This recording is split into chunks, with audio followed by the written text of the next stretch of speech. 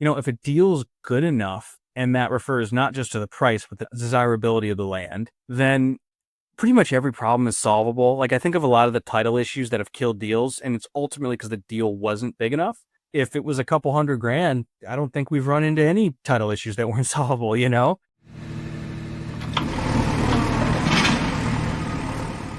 What's up, everybody? Mason McDonald and Dan Haberkos here with another episode of the Big Picture Blueprint, where today I have the pleasure of interviewing someone you guys all know.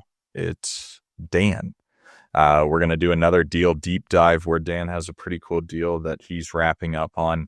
That's pretty substantial profit, pretty cool story, and I'm just going to be asking him questions about it. But Dan, before we dive into this deal, how are you doing? Good, man. Just closed this one officially today, and thought it was good to talk about because there's some really key points and takeaways for everyone in any sort of really sales role, but especially direct-to-seller marketing. And we're working on duplicating this over and over and over again as we head into 2026.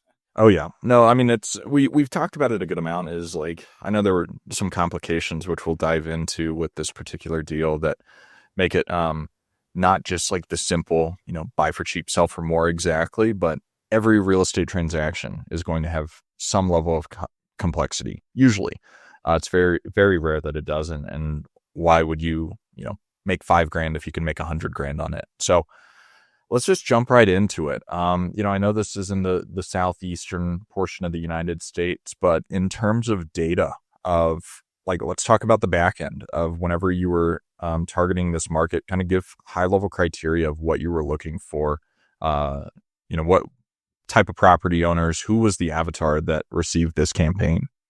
Sure. So backing up, the inspiration for this type of deal came from one of the ground up partners deals we did this year. You and I funded a timber tract in the Southeast that was profitable, sold quickly, easily.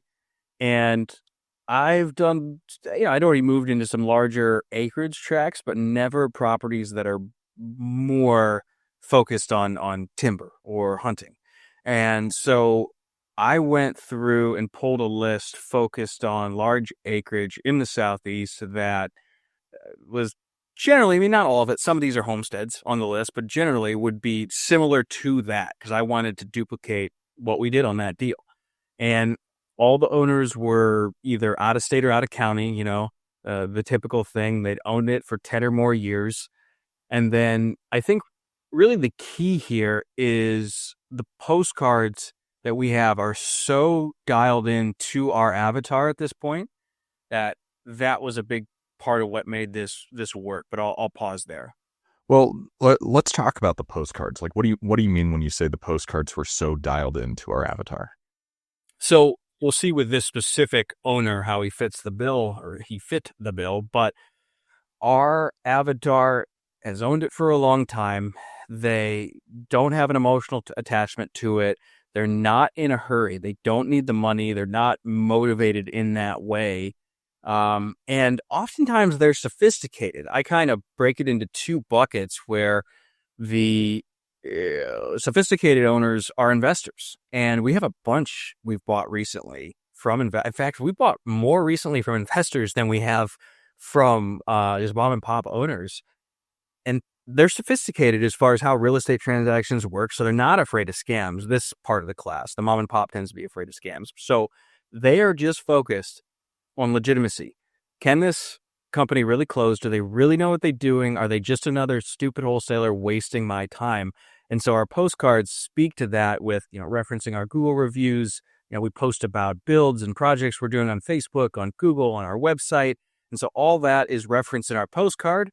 And the main moral is certainty of sale, experience, we can close, we actually have the money. And so that has worked for us very, very well. And then one more thing I'll say is the postcard fits the area. And so just like you said, your Colorado mailers have pictures of Colorado land. And so this mailer had pictures of the types of forests you see in the Southeast and said, hey, here's 75 acres we just bought. Want to sell yours? Yeah. No, I mean, and that right there, I think it's funny where People will use these templates on their postcard thinking they're targeting land that looks like the postcard, where they'll target land in eastern Colorado and they send these postcards with these huge mountains. Yeah. And it's like, guys, this is not the same place. It's extremely different. We've gotten conversations from people of like, your picture, they're like, was that taken at my property? This looks exactly like my property. And well, no, but we know what the land actually looks like here because we're actually doing business in this place. Which is pretty cool. But have you seen recently, because we talk about it a lot, and it doesn't necessarily have to be this deal, but give me a time like where a seller mentioned like, yeah, we saw your Google reviews or we saw you on Facebook and that's what made us decide to, kind of sell with you. Oh man. I mean, I guess I don't know that I've notated that on specific deals, but I mean, my acquisition managers have said to me so many times, hey, another seller said, oh, I liked what we saw on Google, so we called you. There was one we closed in North Carolina, a 9-acre hunting timber tract a month ago. I remember specifically they called us because of our Google reviews. So there's probably also people that are making the decision to call us without telling us because of those reviews. So it's been really helpful in getting people to call and making people trust us once they're talking to us when they see many, many 5-star reviews. Awesome. So on this particular deal, you sent out these targeted postcards targeting the type of property you wanted, made it specific to who you assume the seller avatar is. What did the initial outreach look like whenever they contacted you guys? So here's one of the big takeaways from this whole podcast and deal. We had a voicemail on one of our acquisition lines, and I checked the deal in our CRM before doing this call, and the guy didn't even leave a voicemail. We just had a missed call from this guy and on our southeastern U.S. number. And so my acquisition manager had to call it back, I think twice, to even get a response. And he just got a text response at first saying, yeah, okay, I was interested in selling. Let's talk soon. He had to follow up quite a few times just to even get an initial conversation. And the property was in an LLC. It was not a mom and pop owner. So this guy was fairly sophisticated. But yeah, he called us and didn't even leave a voicemail. So if we hadn't called that number back multiple times, we wouldn't have gotten this deal.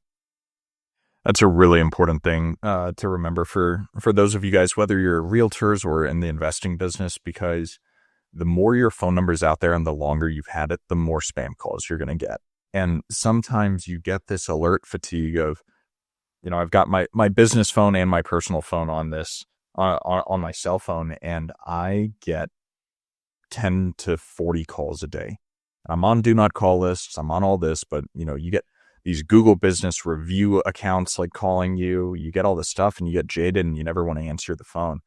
And very often whenever I don't get a voicemail, I don't always call people back. And I know that's something that I need to work on because, usually what I do whenever I see a number calling me, I Google the phone number very quickly, or do like an identity verification. Nothing pops up, then I don't call it back. But in general, I try to answer the phone when I can. And it's really important to remember, call everyone back, see if they'll respond, shoot them a text, see if it's a legitimate phone number. But without relentless follow-up on y'all's part, you guys wouldn't have gotten this deal.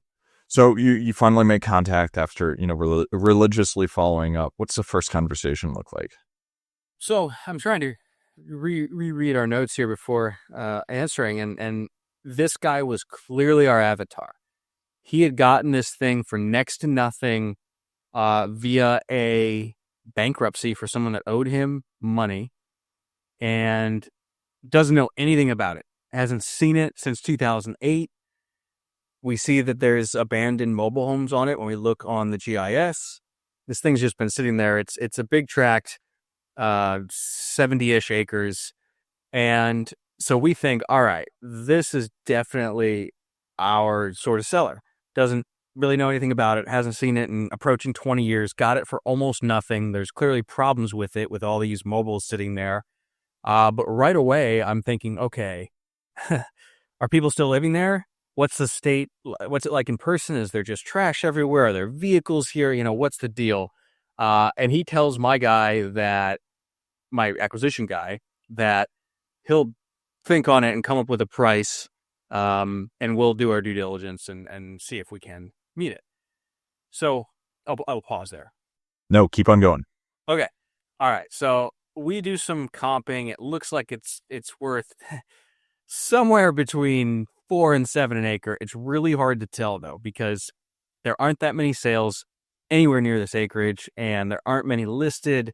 It is an in-demand area. I mean, it's not, downtown Denver or something, but it's in demand. And so it's really hard to comp. So immediately I go to work helping my acquisition guy find a realtor that can help us comp it. And then at the same time, he gets the guy back on the phone. He says he'll do 145. And at that point I go, okay, this is certainly a deal. 145, we're looking at, 2-ish thousand an acre. And I'm positive that is a good deal, assuming there isn't something horribly wrong with it. So we immediately try and get it under contract. However, as soon as we go to get it under contract, the guy goes, well, I don't know. I think I might be being a little too generous there. And because he knows he's giving it at a good price, because we have to deal with the mobile homes. And apparently his sister's involved. And even to this day, I don't know exactly how, because she didn't have to sign on anything, but she had some involvement. So maybe it was just a handshake deal between siblings. But he goes back to his sister, and he comes back and he says, actually, we want 190. Now, that's pretty irritating. A lot of times that's a big red flag if a seller does that sort of thing and tries to renegotiate. But all this time, because a few weeks have transpired, we're sitting here looking, and we've gotten some comps, and we've talked to a couple agents, and we're like, man, I think this thing's worth like 400. So, okay, fine. We'll re-engage. So my acquisition guy did a really good job of saying, in essence, look, if we can come up and meet your number or anywhere close to it, we need to know that we have a deal and there's no BS and you're going to sign.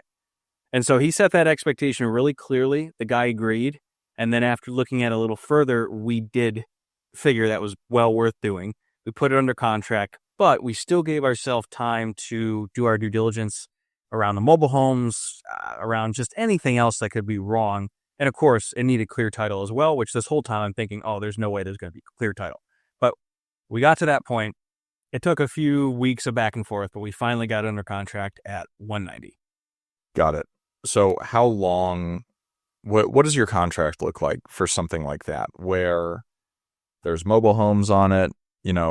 Are they going to be included? How does your contract actually read whenever it's not just a simple land purchase? Yeah, he was absolutely adamant that he was not owner of the mobiles, didn't know anything about them, and couldn't convey them, couldn't speak to them, nothing. So we didn't put anything in the contract about the mobile homes, and we're just thinking, okay, in our due diligence, we need to be certain that this is worth enough, that it's either worth going to the county and doing what we need to do to get the titles, or we just figured we'd figure it out. So we didn't mention anything about the mobiles because he made it clear, I'm not conveying these. I don't own them. You have to deal with it. Because again, stepping back, big picture, this is a seller that was very clear with us that he's selling below market because he didn't want to deal with the problems. This is a sophisticated investor. This is not some mom and pop guy. He just is older and has a lot of money and didn't want to deal with it. So, yeah, we didn't put a whole lot in there other than a 45-day due diligence window that we could back out for any reason. Got it. All right, let's go into what the due diligence process actually looked like on this. Going back to comps, you said you had realtors value it, around 400,000 or something like that. But with it being relatively unique of a property, how did you feel confident in their valuation? Yeah, so there's always a lot of things going on, right? We talk about this in a step-by-step sort of way, but that's not reality. You're trying to figure the comps out while you're trying to get it under contract, and then sometimes you might even be dispoing it at the same time. And so there's a lot going on. And one of those things is there was a buyer we had spoken to in the past. The guy was out of the Southeast, same state, not the same county. And so my acquisition guy called him because he had somehow gotten in touch with this guy and saved him in our CRM. And he was really excited about the property. He goes, oh, I've got a client that'll buy this in the mid 350s, because he was a broker but he didn't want to broker the transaction. He wanted to take this and turn it into an operating mobile home park. So he's like, look, I'm going to strike a deal with my guy. I'm not taking a commission. I'm going to buy this with him, but he's going to put up the money. And so this is this broker. So that right away, amidst all this, gave us a lot of confidence. Okay, someone else who knows what they're doing in the area is pretty excited by this property. At the same time, I got a realtor referral from some Facebook group for a guy who was out of the area, focused on land. And I spoke to him, and what do you know? Not only is he a realtor who focuses on land, he taught classes on mobile homes in some capacity. I forget now. This was a conversation a couple months ago now. And talking it over with him, it was clear that, hey, South Carolina is a red state. And not only is it a red state, but Union County is very laissez-faire. It's like, this isn't a big deal if you have to get rid of some abandoned mobiles that don't have titles. So I'm thinking, okay, right? So you see how I'm slowly gaining more and more confidence that one way or another, this is a deal. So we reach that point, all these things being juggled at once, and we sign a sales contract to sell the property to, and they know we're under contract to buy it, we don't own it yet, sell to the broker and his buyer. So we send that into escrow, and that's where we're at this point. Now, one more thing I'll say is, I took my own time comping this thoroughly, and looking back at my notes, I don't think I saw any comps for less than $4K an acre, unless you went up into huge acreage. You know, there was 221 acres at 2,700, but it had a conservation easement on it too. Most of the comps were like, you know, 6K for 35 acres, 88 for 21 acres, 88 for 67 acres. So I have a really high degree of confidence that we would be at like 26 or 2,700 an acre. There's just no way to lose. But the last step was to inspect it in person. So the last step was to inspect it in person. Well, that buyer goes there, the broker representing the buyer. And he goes, oh, there are a bunch of people living here. And I go, okay, great. And believe it or not, he wasn't that worried about it. However, he called the county and found out there's no zoning here. There's no zoning in the county, only if you're in city limits. So for him and his buyer, who were excited about mobile home parks specifically, this took away a lot of the novelty because he realized, oh, you can put mobile home parks on any large lot because there's no zoning. So long story short, they backed out. But he didn't disagree that, hey, this is still a really valuable property. His buyer was obsessed with the novelty of getting mobile home park zoned lots because they're so hard to get, except in this county. So, all right, we're back kind of at square one. And now I'm sitting here thinking, all right, there's a bunch of squatters on this property. Or is the seller lying? Are they actually paying him rent? And he's been collecting that rent and this whole time he's the bad guy? I don't know. So at this point, I talked to the realtor a bit more that I told you was that mobile home expert. And again, it's a red state, a very red county. He's like, look, if you bought this and had to evict them, it's not that big of a deal. So we're still pretty confident that the deal makes sense, but I want someone to go talk to the mobile home owners at this point, but I'll pause. Tell me about the timeline. Where are you at right now whenever the first buyer backed out? How much longer do you have on your due diligence period? Where are you at? That was pretty quick. We were talking to that buyer before we even got it under contract. We had him sign an NDA and everything. So then we got it under contract to buy and sell within like 2 days of each other. So he backed out within 10 days, and we still have another 35-ish days in due diligence and another 45-ish days to close. Maybe got it 60 days to close. Yeah. So not that worried. We still have a lot of time. Got it. All right. First buyer backs out. What are you doing next? Yeah. So I'm still a little uncertain because, evicting people and squatters, I'm not sure. I'm thinking, all right, let's see if we can make contact with these people ahead of time. And I talked to the realtor. He won't go knock on their door. This is rural South Carolina, right? He's afraid of getting shot. So in the midst of trying to solve that, we already started to reach out to the neighbors. I figured, okay, that's easy enough. Here's a few neighbors that own big tracts of land. And the deal you and I did, that's how you found the buyer for us. You just reached out to the timber company nearby. And one of the neighbors, we emailed him. He was on the do not call list. So we emailed him because we pulled his email, and he was really interested. Really interested. And as my acquisition guy talks to him, he finds out the neighbor wanted to buy this property a long time ago, but couldn't find the owner. And he goes, "Oh yeah, I can't stand those squatters. I would love to be able to buy this, keep the land and evict them. They cause trouble for all of us and the neighbors." I'm like, okay, here's a seriously bought in party that wants this property, that owns a bunch of land around it, that can't stand the people there and knows the situation. I don't want to sell it to someone, not being clear about what they're going to have to deal with. This guy absolutely knows what he's going to have to deal with. So we went back and forth a little bit with him, but ended up putting under contract to sell to him for $300. Okay, fantastic. And one thing that's nice about that is you're not dealing with any realtors. You're not having to pay commission to anyone to make that work.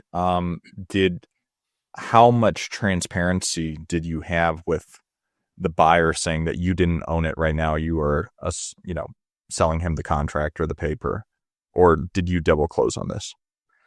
100% transparency. I don't like to play any games with that, but we just closed on it ourselves and then immediately resold it. This is South Carolina, so you can't assign.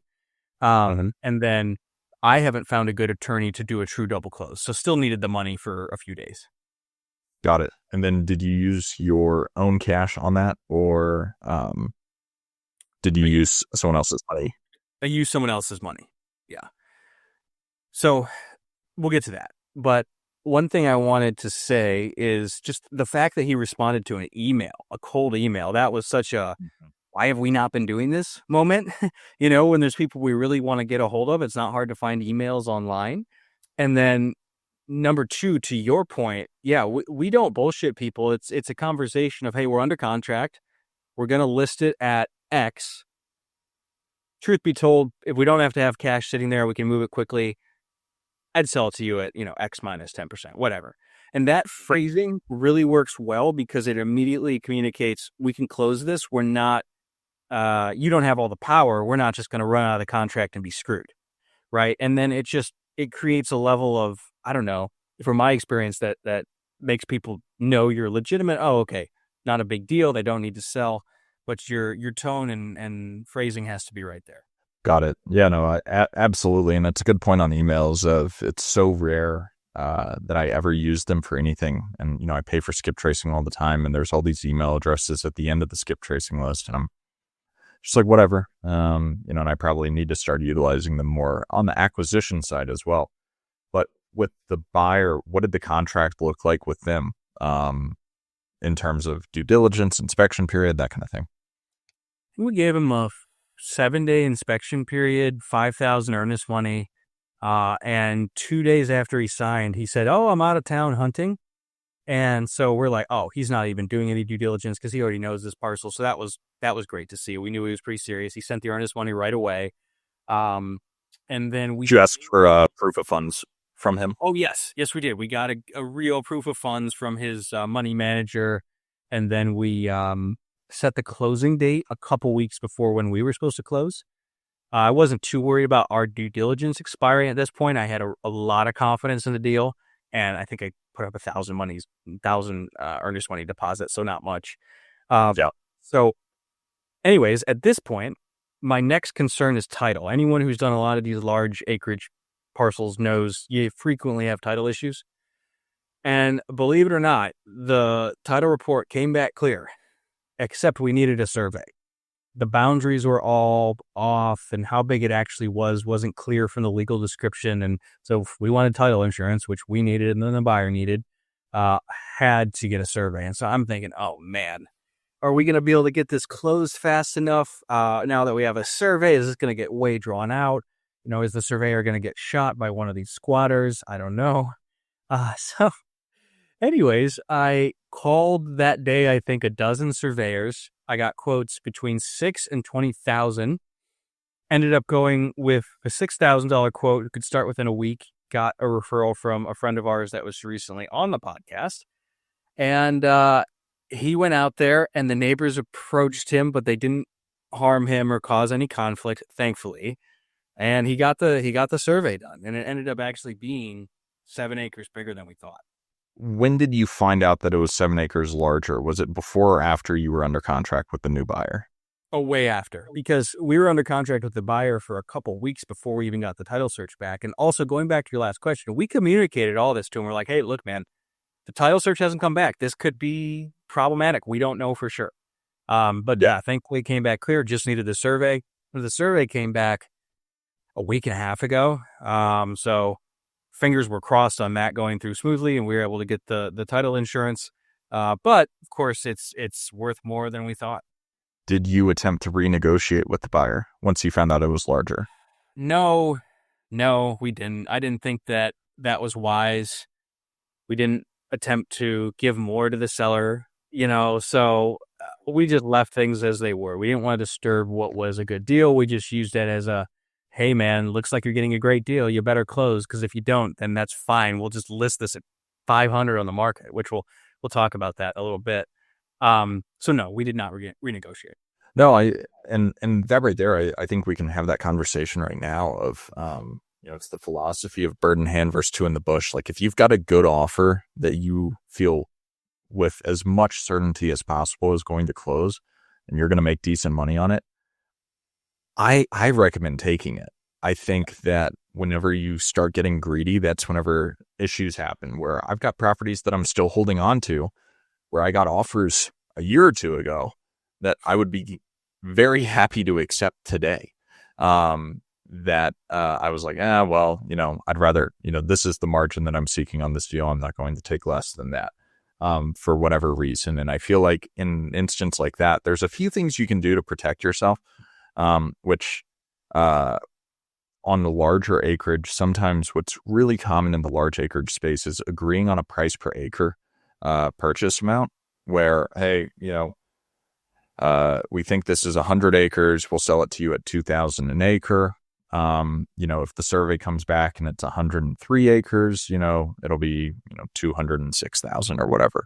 And that's one way in the contract to, make it so where you can get that flexibility.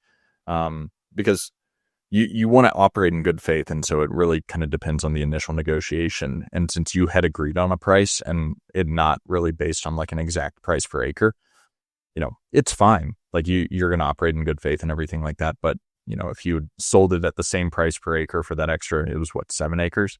Mm-hmm. Yeah. Could be an extra decent chunk of change, 20, 30 grand or something like that.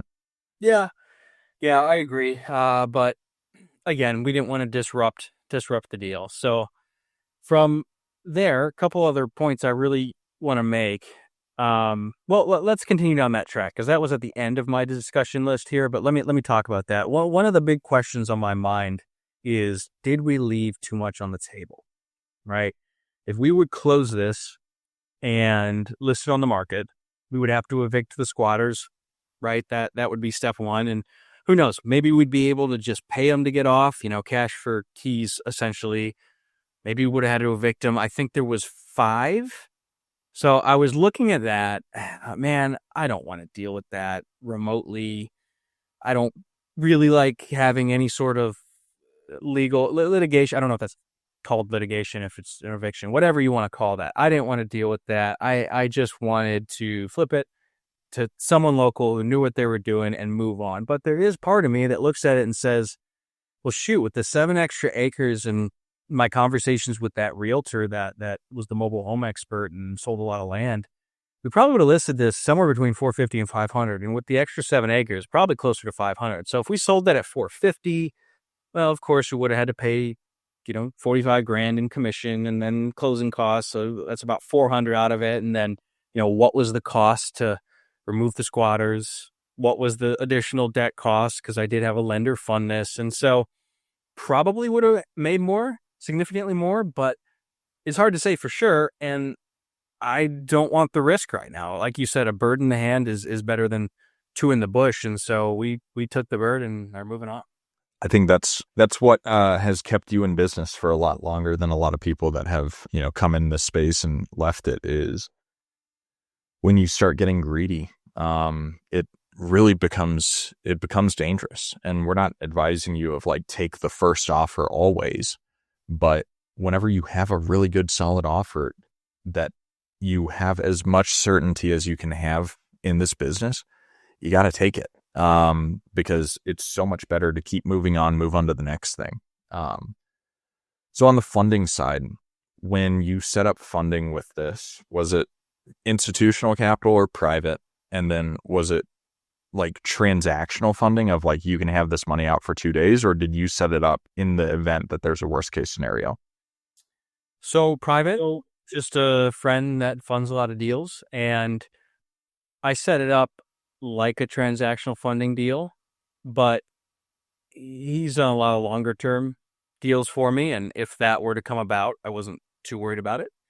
So, yeah, got a pretty good deal. I will say this is one of those instances where the value of having a private lender is a lot, because I talked to a number of transactional funders and they just will not do more. One of them, I think, would go up to 72 hours was the absolute most. And the frustration is we have the buyer in place. He's got now what is non-refundable earnest. He's got proof of funds. It is literally just a clerical issue because the processes in this state are antiquated and slow, and they can't get it to record fast enough to then re-record the next day. And none of the normal transactional funders that I've spoken to would put up with that, and they would charge far more for an extra 48 hours. But because I had a relationship with a private lender who trusts me, 2 extra days doesn't mean anything to him, and I still got a transactional funding rate.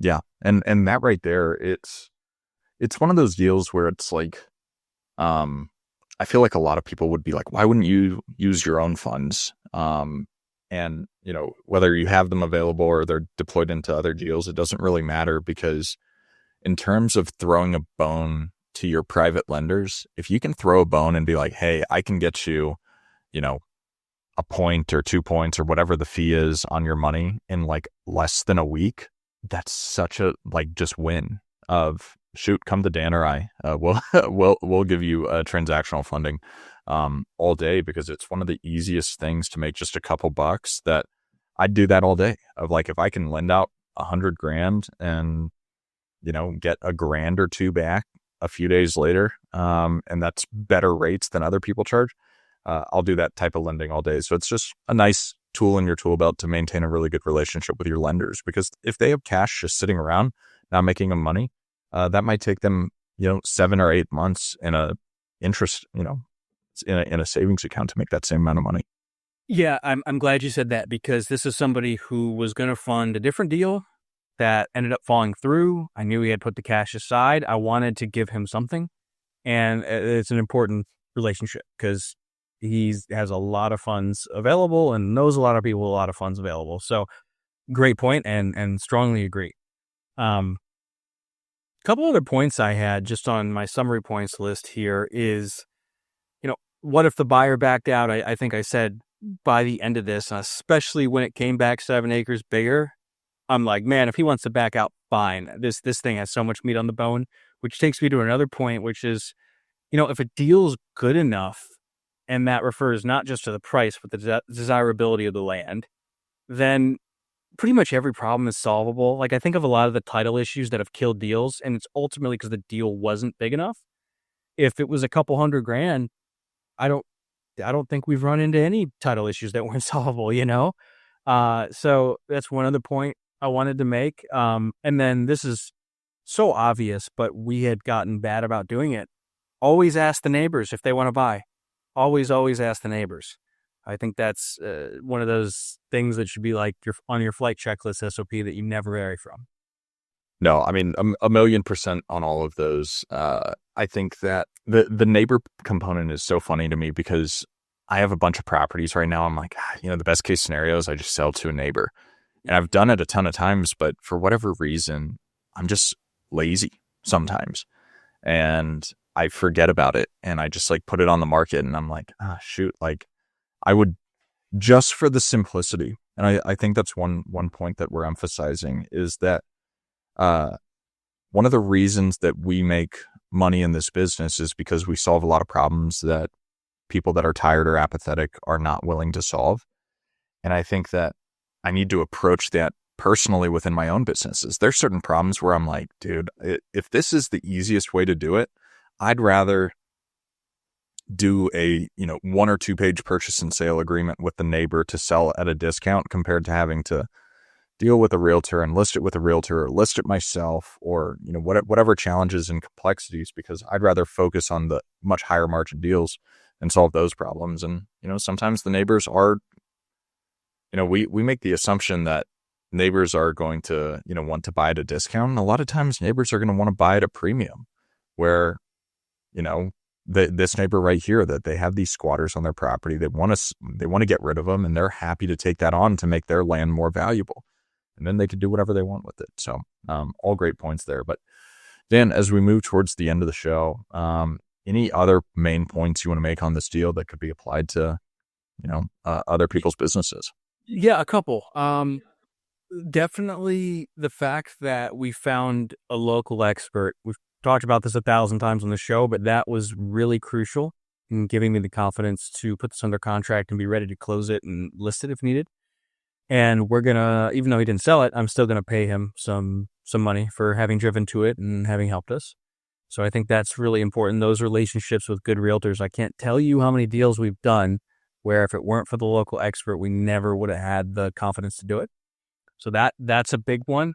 Man, I think I made most of the other points that I wanted to make, but just, again, if you get properties cheap enough that are desirable, it's really hard to lose. You have so many additional options when that's the case, because there's a lot of other things we could have done with this. I was planning for worst case. We were getting it so cheaply, we could just split the piece of land that had the mobiles on it separately and then just sell the other piece, and it still would have been a good deal. We could have literally just split that off and just kept it, not dealt with it, or dealt with it later, or just deeded it to one of the owners for free and sold the rest of it. So that was in my backup list. It's like I was going to, if we had to close it, really weigh the cost of evicting them versus splitting off 2 acres, which I think is what was occupied. And I was thinking, shoot, I'll try and sell it to one of the neighbors, or not one of the neighbors, one of the squatters. And if they don't want to buy it, and maybe I'll just give it to them just so they go away, So good deals create multiple exit options. Oh yeah. And to kind of add on to what you're saying there in terms of ways to think about things, because you've never quite done a deal like this. Mm. Even if you'd been operating in that market, you haven't done a weird large acreage mobile home with squatters deal in this particular market. And now you're like, shoot, I'll do these types of deals all day and all night, because I've been able to do it. And I think making $100,000 to learn a lesson is one of the best experiences you can have in business, because a lot of times you have to lose $100,000 to learn a good lesson whenever you're in business long enough. And I think that when you're testing something new, if you can have this quick win scenario where you're making any money at all, do it, because you're talking about all these subdivides, you're talking about all these various exit strategies, which is what gave you the confidence to do the deal at all, is that there's so many different exit strategies that you could utilize. But for you to make $100,000 and then go buy some property in a market you really know, and then, double your money and sell it on terms, makes it really, really nice that, this was a win of a test deal. And so that's something I just kind of wanted to reiterate there, that when you're testing something new and you see an exit and it's a win for you, take it. Take it all day. Yeah. Oh, that's so true. It's funny what you said about a bird in the hand and deals you wish you would have taken. I've got one sitting on market. We had an offer I should have taken 4 months ago, 3 months ago, whenever that was. So I agree wholeheartedly with that. But yeah, that's really all I have to say on it. I hope that was useful for everyone. Any other questions or points you want to make, Mason? No, I don't think so. I think this was a fun deal to, dive into. There's a lot of points that we went throughout the show that should be very applicable to your business. So this is Mason McDonald and Dan Haberkos with the Big Picture Blueprint, signing off.